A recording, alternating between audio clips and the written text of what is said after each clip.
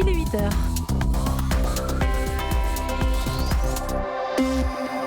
Et avant de retrouver un nouveau journal, Sébastien Krebs, la suite de votre matinale. Avec Théo Manval pour les titres. Bonjour Théo. Bonjour Sébastien, bonjour à tous. À la une ce matin. La SNCF n'a-t-elle pas tiré les leçons des drames passés ? Un rapport du gendarme du secteur ferroviaire relève des dizaines d'anomalies comparables à celles du drame de Brétigny-sur-Orge. Le détail dès le début de ce journal. Le gouvernement fait sa rentrée. Premier conseil des ministres après les vacances ce matin pour préparer une rentrée qui s'annonce tendue sur plusieurs fronts. Dans ce journal également, le dénouement pour les migrants du navire Open Arms qui ont pu accoster cette nuit à Lampedusa. Vos futurs sapins de Noël déjà grillés par la sécheresse.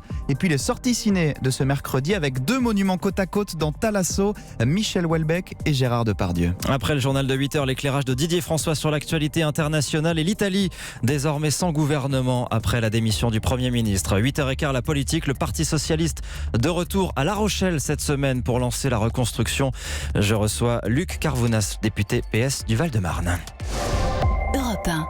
C'est donc un rapport peu rassurant sur l'état du réseau ferré en France. Le journal Le Parisien révèle ce matin les premières conclusions des récents contrôles menés par les enquêteurs de l'établissement public de sécurité ferroviaire. C'est le gendarme du secteur, Sophie Echen. On y découvre que des anomalies persistent, semblables à celles qui ont mené à la catastrophe de Brétigny-sur-Orge il y a 6 ans. Oui, des câbles rongés, des boulons desserrés, voire manquants sur certaines éclisses, ces pièces métalliques qui relient les rails entre eux.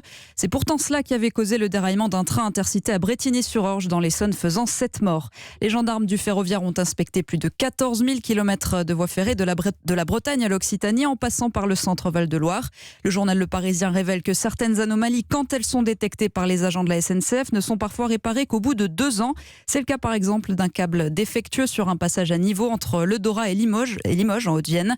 Sur la même ligne, les gendarmes du ferroviaire ont repéré à 2 reprises des fils électriques grignotés par des rongeurs. Des fils rongés, c'était justement la cause de l'accident qui avait fait 30 blessés en 2014 à Danguin, dans les Pyrénées-Atlantiques.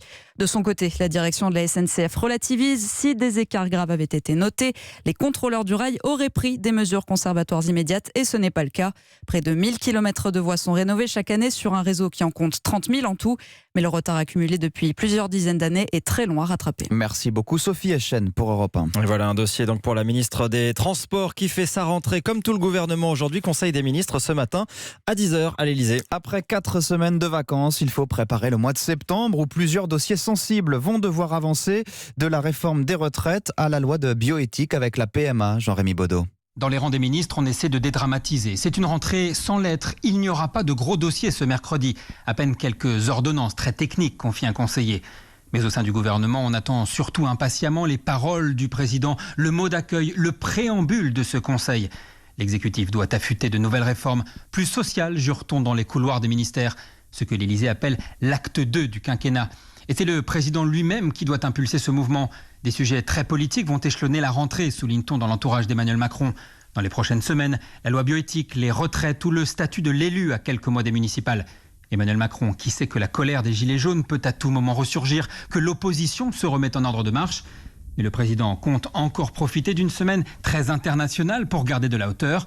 Ce week-end à Biarritz, avec les plus grands dirigeants mondiaux, il fera tout pour faire oublier les dossiers à risque de sa rentrée politique. Jean-Rémy Baudot. Et Emmanuel Macron va d'ailleurs poursuivre sa semaine diplomatique dès aujourd'hui avec la réception ce soir du Premier ministre italien Narendra Modi qui sera convié à 2 sessions de travail du prochain G7 à Biarritz. Un G7 que Donald Trump souhaiterait lui voir se retransformer en G8. Le président américain a dit cette nuit vouloir le retour de la Russie exclue depuis 2014 à la table des discussions. Europe 1, 8h04. C'est l'information de la nuit. Les 80 migrants qui se trouvaient encore à bord de l'Open Arms ont débarqué sur l'île italienne de Lampedusa. Après 19 jours passés en mer pour certains, ce qui constitue un record depuis le début des opérations de sauvetage. Ces demandeurs d'asile seront désormais répartis dans 6 pays, dont la France. Et il a donc fallu l'intervention de la justice italienne qui a envoyé des médecins à bord pour forcer la situation et passer outre les refus de Matteo Salvini. Des cris de joie ont résonné sur le pont vers minuit à l'annonce de la nouvelle, Blandine Hugonnet. Oui, des chants, des cris de joie, vous l'entendez, des cris de soulagement, surtout parmi les rescapés de l'Open Arms. Certains étaient en mer depuis près de 3 semaines. C'est la fin du cauchemar pour eux. Les sourires ont remplacé les crises d'angoisse. À bord, ces derniers jours, la situation devenait intenable. Hier, une quinzaine de migrants désespérés se sont même jetés à la mer. Et ces derniers jours, c'était l'impasse pour le sort du navire humanitaire. Les ports proposés par l'Espagne sont trop loin, dit l'équipage. Côté italien, l'accueil est refusé catégoriquement par Matteo Salvini. Finalement, c'est hier soir dans la soirée qu'un procureur sicilien débloque enfin la situation. Venu sur le navire constater les conditions des migrants, il ordonne le débarquement immédiat de tous les rescapés. Peu avant minuit, l'Open Arms est donc accueilli au port de Lampedusa par les applaudissements des habitants. Les 83 migrants qui restent à bord descendent à terre un à un. Ils ont été pris en charge dans le centre d'accueil de l'île italienne. Le navire est lui immobilisé pour être mis sous séquestre par la justice italienne. Merci beaucoup Blandine Hugonnet, correspondante d'Europe 1 en Italie. L'Italie où les consultations débuteront à 16h cet après-midi à Rome, après la démission hier du Premier ministre Giuseppe Conte. Le président de la République Sergio Mattarella va recevoir les représentants de tous les partis politiques pour tenter de former une nouvelle coalition. À défaut, de nouvelles élections pourraient avoir lieu à l'automne. L'ancien numéro 3 du Vatican reste en prison. La justice australienne a rejeté cette nuit l'appel du cardinal Pell, condamné à 6 ans de réclusion pour agression sexuelle et viol sur mineurs, des faits qui remontent aux années 90. George Pell est le plus haut représentant de l'Église catholique jamais condamné pour de tels crimes. La santé à présent, c'est le premier motif de consultation chez son généraliste. L'hypertension doit être prise au sérieux et cela dès l'âge de 30 ans. Elle touche aujourd'hui 15 millions de Français et une étude britannique publiée dans la revue Lancet révèle qu'elle peut avoir effectivement des conséquences sur le cerveau dès l'âge de 30 ans. Elle accroît notamment le risque d'Alzheimer. Il faut donc se faire dépister. Mélanie Gomez. Dans cette étude, ces chercheurs ont suivi plus de 500 volontaires, tous nés en 1946. Dès l'âge de 30 ans et tout au long de leur vie, on a mesuré régulièrement leur pression artérielle. Résultat, ce que cette équipe a montré, c'est que les patients qui avaient de l'hypertension artérielle, c'est-à-dire plus de 14,9 sur l'appareil, et ceux dès la trentaine, avaient plus de risques de souffrir de maladies cérébrales aux alentours de 70 ans. Car finalement, même chez les patients jeunes, avoir une pression artérielle trop élevée causerait des dégâts très vite au niveau du cerveau, et plus particulièrement dans une zone qu'on appelle la substance blanche, précise le professeur Jacques Blacher, cardiologue à l'Hôtel-Dieu à Paris. On voit qu'à l'âge de 36 ans, ceux qui ont un niveau un peu plus élevé de pression artérielle vont avoir plus d'infarctus 35 ans plus tard, après 70 ans, plus d'infarctus de la substance blanche et vont avoir un volume du cerveau qui va être réduit. Ce sont des éléments qui sont très fortement associés au déclin cognitif, à la démence et notamment à la maladie d'Alzheimer. Alors la bonne nouvelle par contre, c'est qu'avoir de l'hypertension, même jeune, ce n'est pas être condamné à souffrir d'une démence plus tard si on traite cette maladie avec des médicaments ou même chez certains patients, parfois juste en mangeant moins de sel ou en perdant du poids, eh bien le risque pour le cerveau revient à la normale. Mélanie Gomez, spécialiste santé d'Europe 1.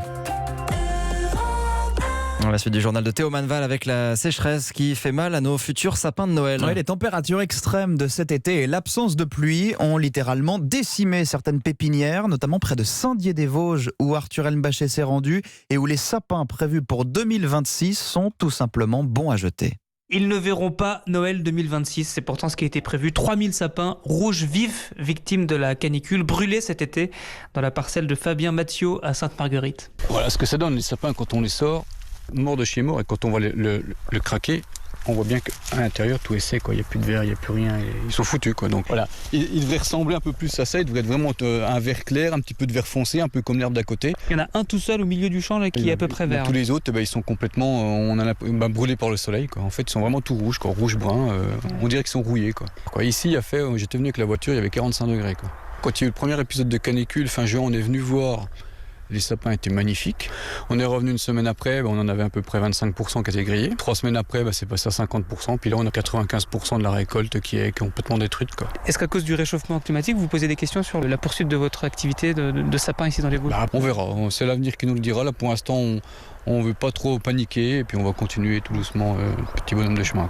La parade, pour le moment, en tout cas, dit le producteur, c'est d'avoir des parcelles différentes les unes des autres. Ces sapins exposés au nord ou sur sol humide ont mieux résisté à la canicule. Sainte-Marguerite, Arthur Elmbachet, Europe 1. Dans le Nord, le maire de la commune de Mingues porte plainte pour coups et blessures ainsi que menaces de mort. Il dit avoir été menacé avec une tronçonneuse par des membres de la communauté des gens du voyage qui découpaient la clôture d'un terrain municipal pour y installer illégalement leur caravane. L'édile se serait interposé avant d'être frappé puis menacé. Les perquisitions menées par la police n'ont pas permis de retrouver l'engin en question. Allez, c'est mercredi, on va terminer avec les sorties cinéma et ce duo haut en couleur pour porter le film Thalasso. Michel Houellebecq et Gérard Depardieu réunis à l'écran en pleine cure d'amaigrissement dans un établissement de Cabourg. Rien que l'affiche est prometteuse. C'est un film européen que nous recommande Mathieu Charrier. Thalasso est une vraie comédie qui oscille entre la fiction et le documentaire, car Houellebecq et Depardieu y jouent chacun leur propre rôle. Le film commence avec Houellebecq enfermé dans une machine de cryothérapie, pas très rassuré, et lorsqu'il sort dans le parc pour se griller une cigarette, il tombe sur Gérard Depardieu, lui aussi en cure d'amincissement, et qui lui annonce que la cryothérapie est hyper dangereuse, surtout pour ses parties intimes, début d'une complicité. Il n'y a pas de risque que les ongles se détachent ? Du tout. C'est hyper dangereux, surtout que t'es pas épais, toi. Tu peux geler, ton os peut geler. Les deux hommes vont alors tout faire ensemble, les séances de massage à la boue, les piscines à remous, les déjeuners au menu très frugal. Sauf que n'ont qu'une idée en tête, trouver du vin. Guillaume Niclou filme alors surtout la rencontre entre les deux hommes. Moi, ce qui m'intéresse, c'est que l'alibi fictionnel puisse leur permettre finalement d'être encore plus eux-mêmes à l'intérieur d'un film de fiction. On a un rapport très Laurel et Hardy et ubuesque sur certaines scènes qui rendent évidemment le film, j'espère, très singulier et très drôle. Alors Thalasso est un film décalé, drôle parfois, mais qui a aussi une part de fantastique, notamment lorsque débarquent dans le centre les voyous qui avaient enlevé Houellebecq dans un précédent film de Niclou. En tout cas, voir s'amuser à l'écran ces deux monstres sacrés de la littérature et du cinéma est jouissif. Ils dissertent sur le sens de la vie, la culture du corps parfait, les élixirs de jouvence, la mort aussi. Mais une chose est sûre, ils n'en font qu'à leur tête. Mathieu Charrier. Et puis, beaucoup d'entre vous reconnaissent les premières notes de ce tube planétaire I Got a Feeling. Fred Rister, compositeur de l'ombre du DJ David Guetta, nous a quittés hier. Très proche de la star des platines avec laquelle il travaillait depuis le début des années 2000. Il avait été couronné d'un Grammy Award pour un autre succès, When Love Takes Over en 2010. Fred Rister était malade, atteint de plusieurs cancers. Il s'est éteint hier à l'hôpital de Tourcoing. Il avait 58 ans.